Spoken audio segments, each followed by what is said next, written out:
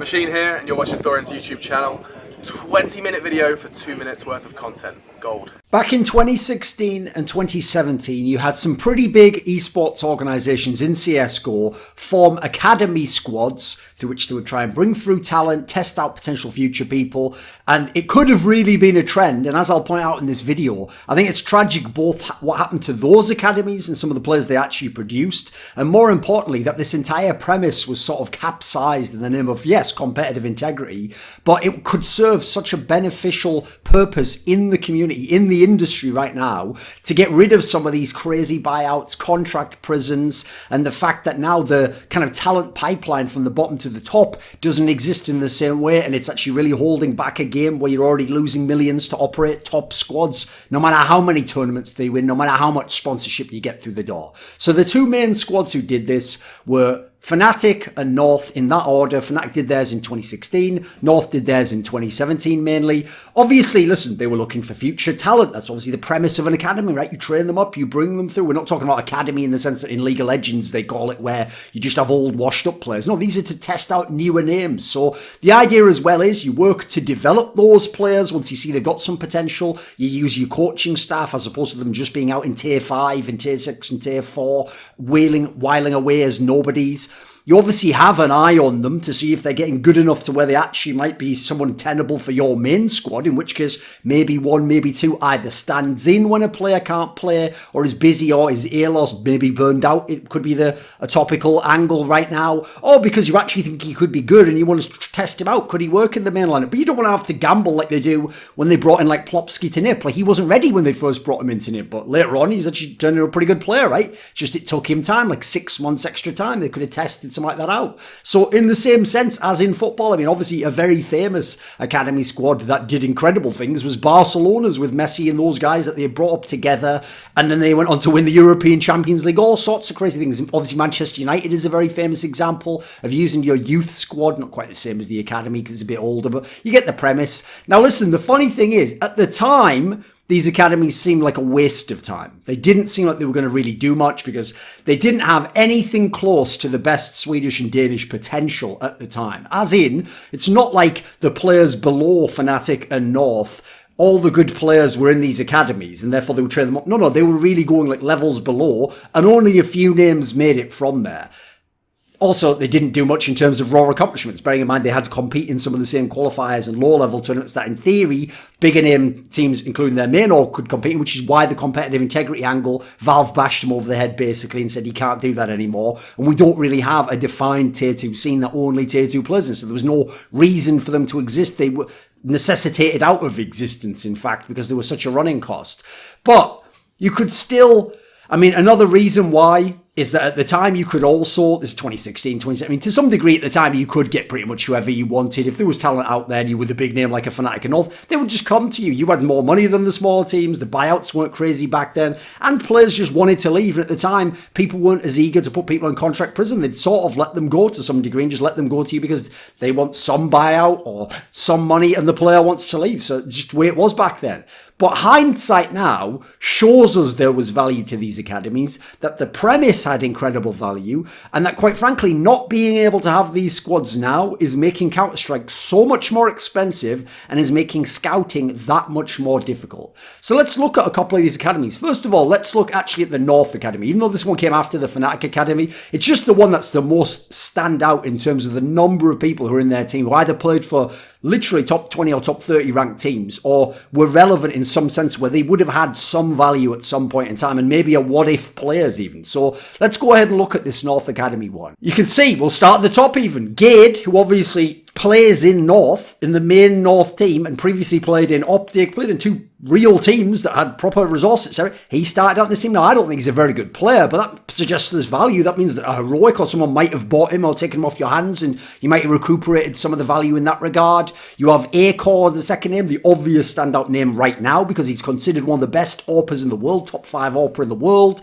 Admittedly, he hasn't done that much of it offline. He's one of the main revelations of this year. A lot of people very impressed with him. If Device was ever to retire, he's the obvious person that people would try and get in the Danish scene to replace him. Went on to play Intrict in Mad Lions. Again, someone, admittedly, wasn't an AWPer in North Academy. They hadn't gotten that aspect out of him. But then again, I mean, this is before the time when he was a good player as well. Like, maybe he could have become something and he would already be in a North, and MSL wouldn't have to be the guy AWPing. Then you go down, how about Borup, right? I know Tier 1 fans will think, who's he? He's just like an alright player in Heroic, right? Whenever he does anything. In the tricked team that became Mad Lions, when he was still playing in that team under Hunden, he was one of the main stars of that team. He was one of the better players in the team. People thought when he came to Heroic, he'd do big things. It just, for whatever reason, Snappy seemed to use him in a different way. Didn't seem to have the same vision from him as a player. And I admit, I don't think performance-wise he's made it at Tier 1 yet, but that shows, again, there was much more value than the level of an Academy team. You could have gotten something out of this guy, and who knows, maybe if you bring him into a squad with the proper coaching and proper IGLs early on, maybe he becomes something as he was under Hunden in Tricked slash, well, it wasn't Mad Lions at the time, but it became Mad Lions. Obviously, he plays in Heroic now. You have Mertz, who eventually was on the North main team, was obviously in Heroic for some time. Again, a player who kind of didn't make it, but then again, in this scenario, he clearly had value. People wanted him in the scene. Even just coaching staff. Those two guys at the bottom there. So you have Lommy, who's actually been the Heroic coach before Hunden joined now. So he's obviously been around in the scene. And you had Ave, who not only is one of the greatest in-game leaders of all time, but you got to test him out as a coach in this Academy squad. Then they promoted him in the main squad. I'm pretty sure he was the coach actually when they won DreamHack Stockholm off the top of my head. And then later on, nothing had happened since, but I'll just say this. There's more to come in the Ave story, in my opinion. I obviously did that video with him on my channel. Now let's go and let's look at the FNATIC Academy, which is less stellar. It's not as crazy, but there's a couple of names you're going to recognise immediately. So we'll start at the top, actually. How about Pleasant? He didn't really make it to Tier 1. Never really got that high, but he was one of the players in Red Reserve and in Game Allegiance, so he's been around in the squad scene. Maybe there's some value there. Maybe if he'd had the chance to play with the main squad, coaching, play with veterans, maybe that could have brought something out of him. Obviously, Golden is currently the in-game leader of FNATIC, who's won many championships. He was with FNATIC before that when they won a couple of big championships. He was in Cloud9. Admittedly, the Cloud9 period was very troubled, and he was one of the main reasons that team didn't work. He just couldn't stay in the server. He was having so many issues. But this guy has immense value, and actually is someone where he almost proves the value of the Academy system in and of itself, because FNATIC probably never gives that a try if he's not in their Academy squad, and it's barely been what's given this renaissance to FNATIC as an elite team, a potential championship team. A lot of people would have said with that call, they're done after like 2017. It's never going to happen for them.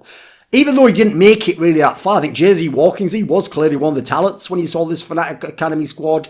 Later on went into play in Renegades, famously in that trial during that Malmo, the one that FaZe had bombed. Didn't really work out. He seemed like he had some skill. I certainly wonder what they would have done in this team if they'd have had a chance to maybe put him in if a JW wanted to take a month off or something. Certainly an interesting scenario. And again, with the coaching staff yet again, who's at the bottom? Samuelson. He is the current coach of FNATIC. He's the coach that's been their coach during the successful period where they've done all these big things. So again, you're bringing through not just the players, you can test out coaching staff there and see what their chops are and get them up to speed. Even someone like Ave would say when he came back to CSGO, it wasn't his game. 1.6 was his game. So actually being able to train in the Academy squad meant there wasn't the same pressure. It wasn't like swim or sink in that scenario. So had the Academy system been allowed to remain, there are so many positive benefits that could have come from it. Like, first of all, teams could have developed these players and eventually avoided potentially big buyouts. Like, remember, the ridiculous thing about North is they had to get Gade back from someone else to try him on their team instead of just being able to promote him to their main team. Acor flourished in another team. They never got to see the benefit of that. So you could at least have kind of trialed or had a stand-in option with these players if they'd have been in your Academy squad instead of having to outright buy them for big money and really invest in that sense. You could have just had them. Also, if you don't want them, if it's not the right time and that they've developed as players, you can sell them to those other orgs, the Optics, Heroics, whoever, Copenhagen Flames, whoever it might be, for reasonable prices relative to those orgs and get some kind of recoup some of the investment that you put into those players. And you're then going to have a better sense when they go to those teams. I had them before, here's how they've developed there. Now I'll know if it's worth bringing them back. There's even a logic to that at that point in time. Now listen, I will say, it's not as easy as just painting it like them being in your Academy squad is going to make them better. Maybe some of them, by the way, probably develop more by going out into the Tier 2, into the Tier 3 scene, wilderness, battling their way through and proving themselves. I'd say that's an example of someone like an Acor. But you have to look on the other side and say that grassroots scene almost doesn't exist except for Tier 3. And even Tier 3 is marginal.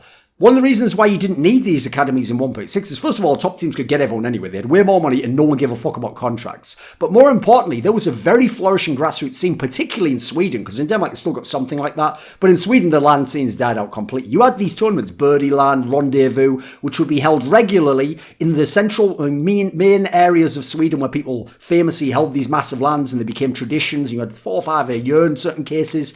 And you would get a chance when you went to these tournaments to get seen as a player, to get onto news websites. You'd play either with or against top players who were in mixes or with friends or testing out talent themselves to see who they want to play with. And you could really fast track your way to the top. There's nothing like that in Swedish Counter-Strike now. So I actually think the Academy squad, I kind of lean on the side that if you did it right, and especially if they had their own league with a lot of talent like that around them, you could have helped these players. You could have made them more. You could have maybe accelerated their growth 1 or 2 years in A-Core or Gold and whoever it might be, because they would have access to better resources than they'll have in that Tier 4, Tier 3 team. They're going to have proper coaching staff. They might have good training facilities if they're somewhere like North. They might be able to attend events that they wouldn't otherwise. They can potentially trial for the main team or get the odd scrim time or stand in when someone's ill. There's so many benefits. Quite frankly, it's more likely you gamble on a Golden or something like that if they're already in your academy squad and they're free, when the buyouts are there for the other players. So also, it would give this player, it would now have the benefit it didn't have back then, which is you were almost never, except the rare cases like Mert's, going to get your chance to go to the main squad. You would have a much better chance now when people are desperate and there's bad players and they want to put them down. So finally, you could also take like a 15-year-old or 16-year-old who's got skills, but he's just way too young to compete yet. Like a Brolan 2 or 3 years ago, you could just chuck him in your academy team then, and even though he's like much better than the rest of them in terms of potential, it just gives him a chance to develop and get like coaching, hands-on approach, go to events, learn some of the things about being a professional. Then he comes to the main squad. He's not just jumping in the deep end when he comes to the main squad. He's already somewhat started to learn to swim, as it were. I also think, crucially, if you had these academy squads, the way you could have them but fix it in Counter-Strike is we need something like the European National League system in League of Legends, which is that we need a legitimate tier 2 league or league system. Like, for example, one thing I think would be cool in the future, like with Flashpoint, is if every Flashpoint team had an academy squad and we made a secondary Flashpoint tournament that was supposed to develop tournament or be like a Rising Stars tournament, and you had that tournament to necessitate something for those players to practice for and be trained for, and then you could see who you wanted to move up without the buyout. Similarly, you could do it for the European thing. You could have like an ESL Pro League second division where you did this with the teams. And I think if you do that, franchising it means that, listen, then there'd be something for the players to play for, but there'd be no interaction with the main team in terms of direct head-to-head competition or playing in the same qualifier brackets, etc. So you wouldn't have the same conflict of interest, because even though it's an investment, just like the Flashpoint concept, you invest early to try and save money and make money in the long run, it's the same scenario. Now listen, I won't deny it would have issues with viewership. I mean, even those ERLs do in League of Legends, but they've just built their own scene up over time and now people know they're a talent pipeline. But it would be cheaper in the long run, in my opinion, than the kinds of crazy buyouts I hear now for players who haven't made it yet and have done nothing. I'm thinking of, for example, the Brazilian scene in this case. I've heard of some wacky buyouts, some really nuts ones, some European ones where people are asking 6 figures for a player who hasn't really done a whole lot yet in his career. So if you look in LEC, the League of Legends European Championship, this has been the main method of the last 2 years of getting the top talent. It's not going and buying the other player like that. You buy the established name you know is good. Otherwise, you gamble on someone from these national leagues, these European regional leagues. Like, what's great as well, by the way, is in those they have leagues in all these countries, and then it comes together in a tournament called EU Masters, which has basically become the place, the platform for these talents to show off that they're not just good regionally, they're good against each other, and in a sense that's sort of like one step down from LEC. Like, if you're really good in that league, you probably deserve a crack in LEC. And quite frankly, what has really borne out the efficacy of this approach is that the 2 top teams at the end of this split, like very recently in LEC, Rogue and Mad Lions, 8 of the 10 starting players were players in those national leagues, or not top professional players in LEC, not even in LEC, 2 years ago. They were all down there. One team's basically entirely made up of those players. Another one, like I say, 3 out of 5 to make 8 out of the 10 players. And these are the top teams in Europe. By the way, arguably the second best region in League of Legends. Some people say the best in League of Legends. So you've seen how much benefit there is to it in that sense. Because let's imagine for a second, top teams for the last few years that all had these academy squads. Imagine if in Sweden, NIP and FNATIC had already had in their academy squads Brolan, Nork, Plopsky. Years and years ago, it could have been the Epsilon guys of Draken, Disco Doppelin, Rez, Freddie B. Like, you would really know who makes it from these players. Like, who's actually legit at this point in time and who's a waste of my time. What if in America, Team Liquid or Cloud9 had been able to have Grimm and Tens and Som and Wardell and Obo in their academies instead of having to see a player come up through another team and then buy him for a lot of money or get beaten by him? What if MIBR didn't have these big buyouts because those Furia guys were in their academy squad and they'd train them up and they already knew that Kesarata would replace Fur and that Vinny would replace Cold Zero or whatever, whoever you want to replace in that sense. So what if Na'Vi, I mean, there's a great example because Na'Vi's had so much trouble except for Electronic getting the players they want. What if they'd already had Electronic in their squad and Exapower was there training as an AWP and Sumda Young and Chopper and Mayor and Jerry and all these players that you might one day want for different roles. You'd worked with, you coached, you'd given test stand-ins, some scrim time to, you'd used them and seen what they were like, and you didn't have to wait years in this scenario. So I think not only is it tragic that these academies never got to enjoy the fruits of their labour essentially, that it doesn't exist as a premise, and that you look at what potential there would be for the scene and what's even happening in a game like League of Legends that we just can't have in CSGO because we really only have one competitive scene, and if you want to compete in it and have anything like a professional team, there's going to be the conflict of interest overlap, which at least now with the MIBR tech bullshit, Valve has addressed. It was more annoying when they hadn't even addressed that. This video was kindly supported by Pronogo, Whattathings, Spencer Green, Soliko, Dean Tanglis, Jack Hanna, Hades, Jensen Goh, the Puyallup Tribe, JDubs, Tobias Bernasconi, Alexander Rao, and a special thanks, as always, goes out to Jerky's Minion. Would you like to suggest a topic or a guest for my content? Maybe you'd like to put a question to me in my monthly video AMA. Do you want teasers for my upcoming content? Or maybe to even take part in an online esports discussion with moi? Well, if so, put your money where your mouth is and join the Scrilluminati today in the Patreon link in the description box below.